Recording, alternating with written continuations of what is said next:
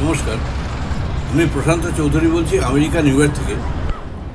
আশা করি আপনারা ভালো আছেন এবং সুস্থ আছেন। এটা দেখছেন, এটা ম্যানহাটনের টাইম স্কোয়ারের ছবি। এখানে মানুষরা বিভিন্ন রকম সাজ করে রয়েছে, দেখে মানুষের থেকে পয়সা আদায় করছে। এই জায়গাটা হাডসন রিভারের উপরের একটা অংশ, যেটা আমেরিকানরা একটু রোদকে শরীরে লাগানোর জন্য দেখুন কী অবস্থায় শুয়ে থাকে। শরীরে রোদ দিচ্ছে, তার সঙ্গে পরিযায়ী হাঁসরা নিজেদের মতন করে ঘুরে বেড়াচ্ছে। মানুষ পাশ দিয়ে গেলে পরেও ওদের কোনো ভ্রুক্ষেপ নেই, নিজের মতো করে চলে বেড়াচ্ছে। এটা রকফেলার পার্ক। এই সিনগুলো আমার মোবাইলে ধরা ছিল, তাই ভাবলাম যে আপনাদেরকে গুছিয়ে একটা ভিডিও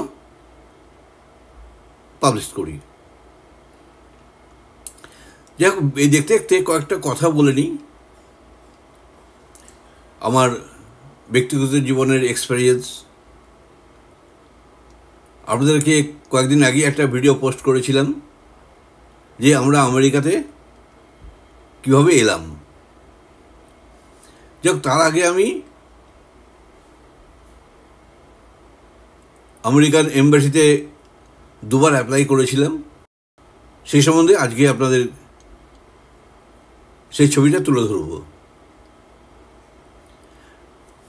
মেয়ে চলে আসে 2013 এপ্রিল মাসে। তো মেয়ে আসার সময় বলেই এসেছিল, বাপি আমার ওখানে 3.5 বছর লাগবে, থাকলে পারে আমি সিটিজেনশিপ পেয়ে যাব। সিটিজেনশিপ পেলে পারে তোমাদের জন্য আমি অ্যাপ্লাই করবো, ইমিগ্রেশনের অ্যাপ্লাই করব। আমি ভাবলাম ঠিক আছে। এই পর্যন্ত মেয়ের সঙ্গে কথা হয়েছিল। তো পরে ভাবলাম যে না, পাসপোর্টটা করে রাখি। যেহেতু গভর্নমেন্ট সার্ভিস করি, তো আমি নিজেই কম্পিউটার নিয়ে বসলাম। বসে আমি সাইট থেকে বের করে, এখন ভুলে গেছি কোন সাইট থেকে আমি নিয়েছিলাম। যাই হোক, ইন্ডিয়ান পাসপোর্ট এতে পোর্টালে গিয়ে আমি অ্যাপ্লাই করলাম আমার জন্য এবং আমার মিসেসের জন্য। আমি জানি বাইরে কোথাও যেতে গেলে পাসপোর্ট তো কম্পালসারি লাগবেই, এটা হচ্ছে প্রধান শর্ত। পাসপোর্ট ছাড়া তো বাইরে যাওয়া যাবে না। ইন্ডিয়ার মধ্যে নাই আপনি ভোটার কার্ড হোক, আধার কার্ড হোক, এটা ডকুমেন্টস নিয়ে আপনি চলতে পারবেন। কিন্তু বাইরে যেতে গেলে পাসপোর্ট লাগবে। এই পাসপোর্টটা একটা ডকুমেন্টও বটে, তো করে রাখা ভালো। তো সেই হিসাবে আমি নিজেই করলাম। এই পাসপোর্ট হওয়ার পরে এবার চিন্তা করলাম যে এবার একটা আমেরিকা ঘুরতে যাওয়া যায় কি না। সেই পরিকল্পনা করার জন্য আমি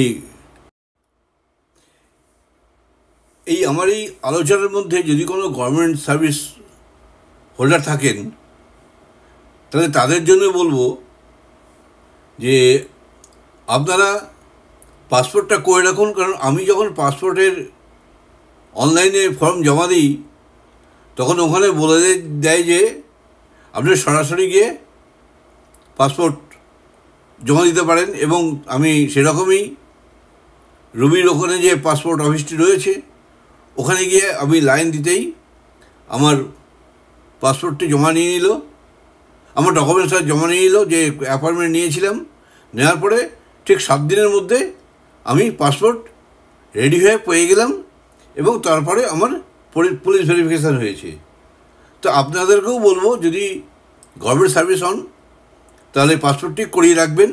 এটা একটা বিশাল বড় ডকুমেন্ট।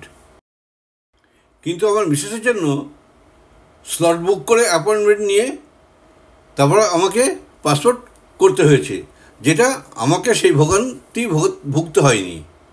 এই জন্য বলবো নিজেরা পাসপোর্টটা করে রাখুন।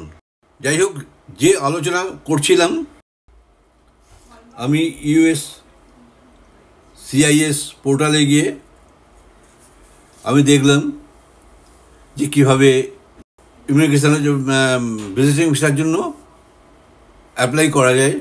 তাই আমার এখনও যতখানি স্মরণে আছে, আমার মনে হয় বিভিন্ন আমেরিকা আসার জন্য বিভিন্ন পন্থা রয়েছে, অনেক রকম ভিসার ব্যবস্থা রয়েছে।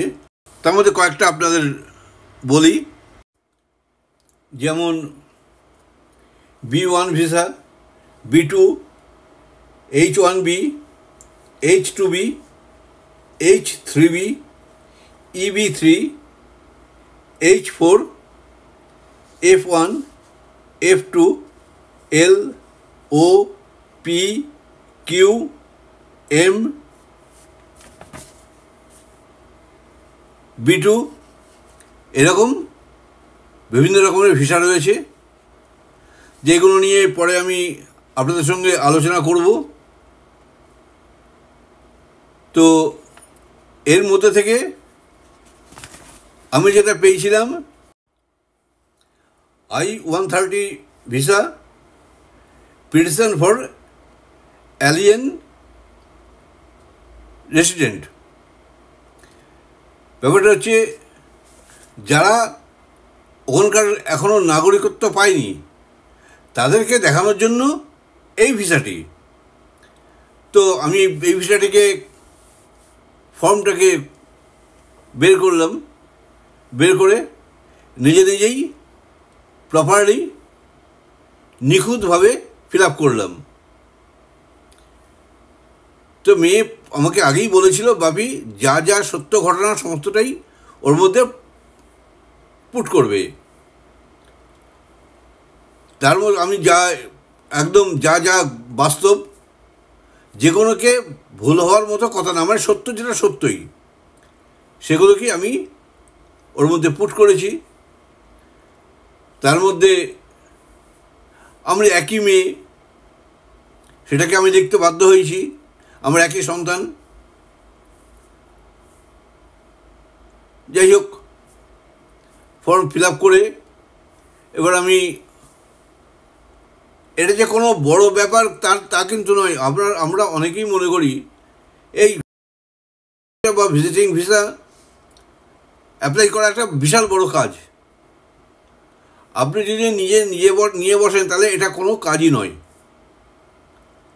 মানে যা চাইবে সেটাই আপনাকে দেবেন, বা যেটা বাস্তব সেটাই আপনাকে দেবেন। যে কোনো অ্যাপ্লিকেশান ফিল আপ করা কোনো একটা ম্যাটার না। আর যাই হোক, আমি সাবমিট করলাম অনলাইনে। এই সাবমিট করতে গিয়ে এক জায়গায় লেখা ছিল, আমি যেখানে খুব একটা প্রবলেমে পড়েছিলাম, যে ইলেকট্রনিক সিগনেচার। এই ইলেকট্রনিক সিগনেচারের জন্য আমাকে অনেকের সঙ্গে যোগাযোগ করতে হয়েছে, যে ইলেকট্রনিক সিগনেচার আমি কীভাবে দেবো। দেখ, পরে যখন কারোর কাছ থেকে কোনো সঠিক উপদেশ না পেয়ে আমি নিজেই যখন এবার সাবমিটে ক্লিক করলাম, তখন দেখি যে অটোমেটিকভাবে আমার কাছে চলে এলো আপনি কীভাবে সই করবেন। যাক, সেটা করে আমি অনলাইনে জমা দিলাম। জমা দেওয়ার পরে বললো যে জমা দেওয়ার যে এই ফিস লাগবে। তখন ডলারে কি রেট ছিল এখন মনে নেই, তবে আমাকে মানে 11,500 টাকার আমাকে অ্যাপয়েন্টমেন্টের জন্য আমাকে পে করতে হয়েছে পার পাসপোর্ট। দুজনের 23,000 টাকা আমাদের ব্যাংকে জমা দিয়ে সেই রিসিপ্টটা নিয়ে, সেই রিসিপ্টটা সেই ফর্মে প্লেস করে আমাকে অ্যাপয়েন্টমেন্ট নিতে হয়েছে এম্বাসির। যাই হোক, এবার দুজনেই গিয়ে দাঁড়ালাম আমেরিকান এম্বাসিতে।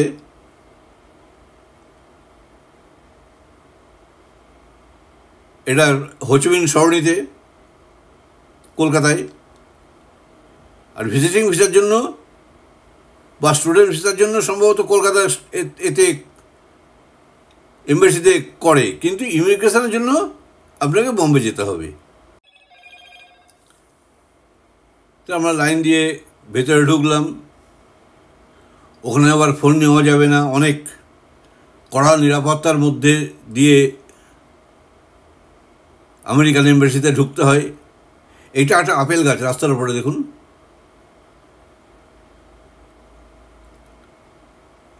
ওই দেখুন আপেল ধরেছে।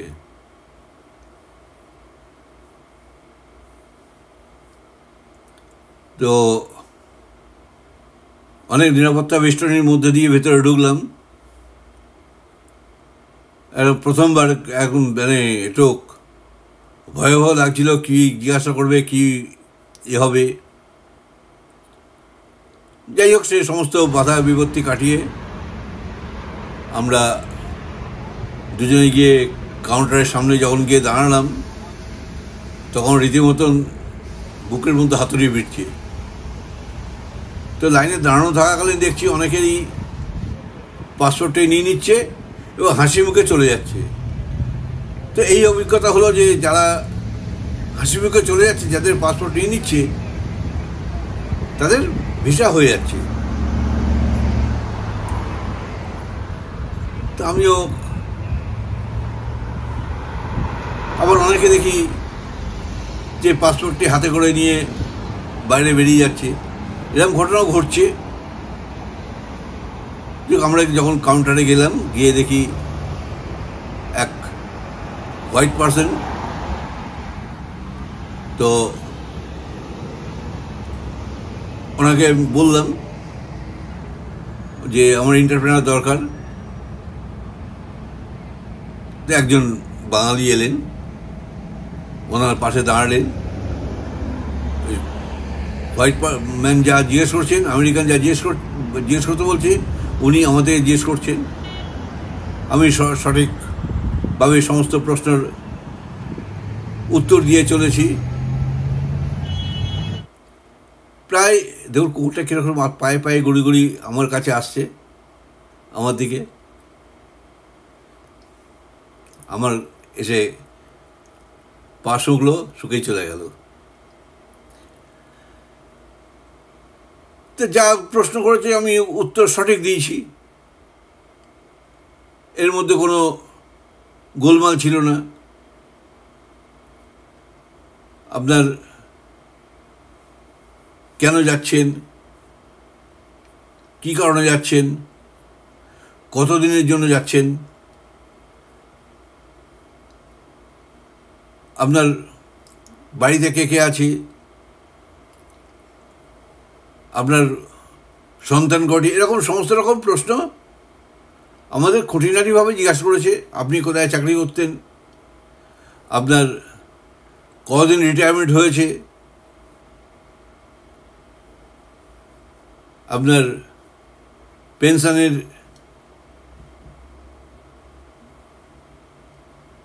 সার্টিফিকেট, আপনার এখানে কী কী আছে, সমস্ত রকম একদম প্রায় মিনিট 10 ধরে কোয়ারিজ করেছে। তারপরে জিজ্ঞেস করলো যে আপনার মেয়ে কি করে।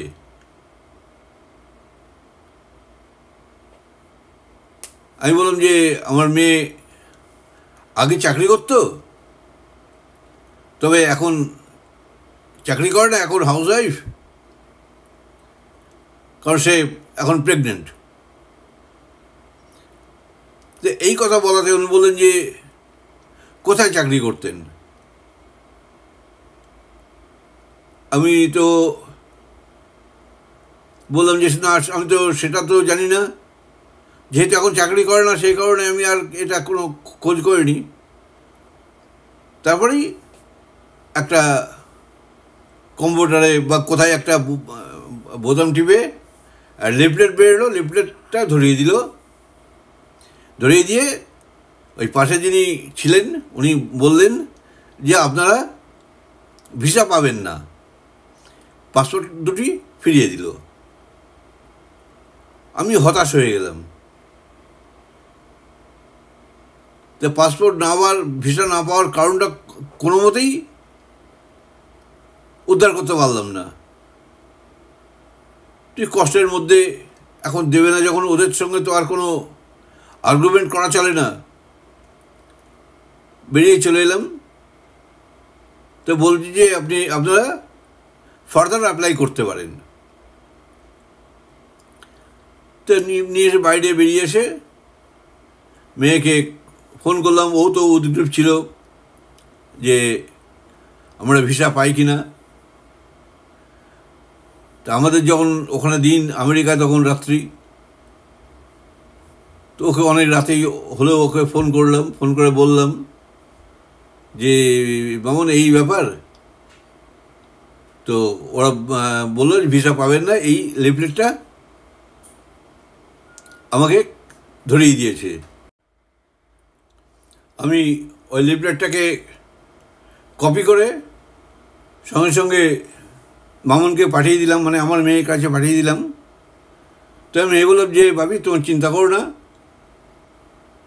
আমি তোমাদের জন্য অ্যাপ্লাই করব।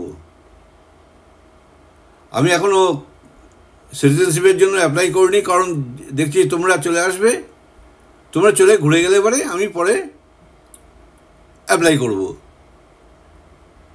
তো আমি এখন তোমাদের জন্য, আমি সিটিজেনশিপের জন্য আমি অ্যাপ্লাই করছি। আলাপ দেখ যেটা ভালো হয়। তাই ওর মধ্যে যা পয়েন্ট ছিল তাতে কোনো কিছু আমি উদ্ধার করতে পারলাম না, যে আমি কোন প্রশ্নটাকে আমি সঠিকভাবে উত্তর দিতে পারিনি, যেটাকে ভুল করেছে সেটাকে, যে মেয়ে কোথায় চাকরি করতো, এটাই কি কোনো সমস্যা?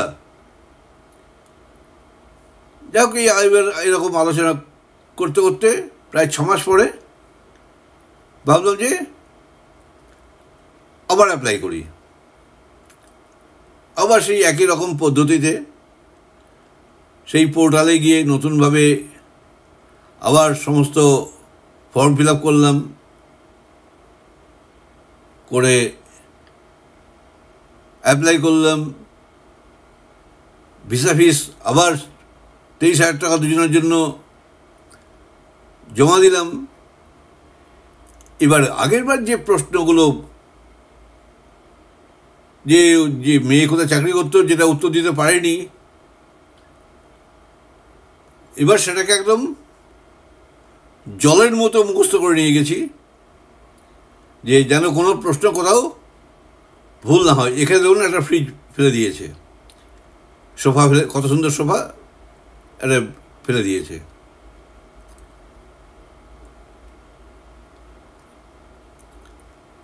যাই হোক, সেই ইন্টারভিউতে বসলাম।